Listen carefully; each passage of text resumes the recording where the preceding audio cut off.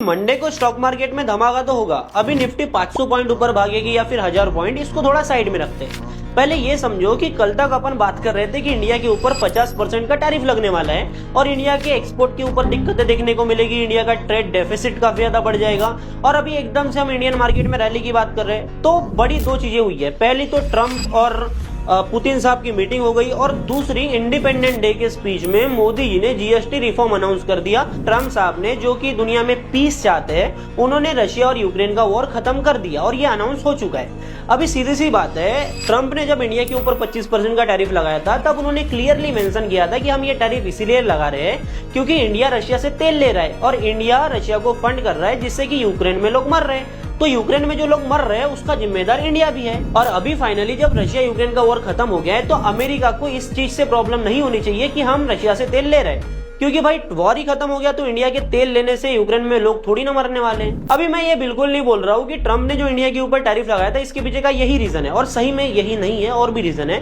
पर कहीं ना कहीं साइकोलॉजिकल प्रेशर ट्रम्प के ऊपर पड़ेगा क्योंकि उसने यही चीज बताकर टैरिफ लगाया था। तो कहीं ना कहीं इंडिया को टैरिफ से रिलीफ मिलने का चांसेस और भी ज्यादा बढ़ जाते हैं। अभी मार्केट में जितनी भी भसड़ मची हुई थी ना, वो एक ही चीज के ऊपर से मची हुई थी कि इंडिया के एक्सपोर्ट के ऊपर इंपैक्ट पड़ेगा।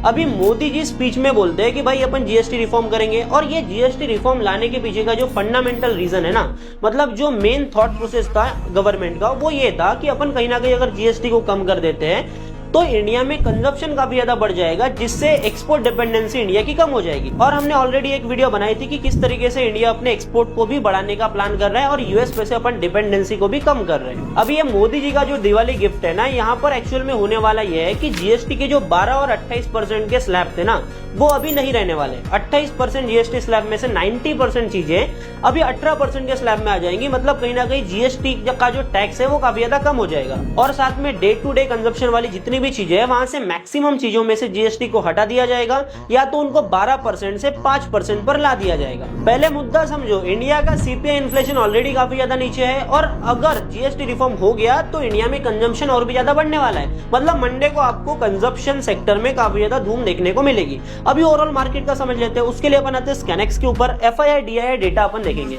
आप यहाँ पर देखोगे तो क्लियरली आपको देखने को मिलेगा कि डीआईआई लगातार बाइंग कर रहे हैं, एफआईआई लगातार बेच रहे हैं। डीआईआई इसीलिए बाइंग कर पा रहे क्योंकि इंडिया में एसआईपी का इन्फ्लो काफी ज्यादा बढ़ रहा है, मतलब मार्केट में और भी ज्यादा पैसा डलने वाला है। अभी आप ये समझो कि एफआईआईज ने भी साथ में बाइंग करना स्टार्ट कर दिया तो मार्केट कहीं ना कहीं सूट अप करेगा।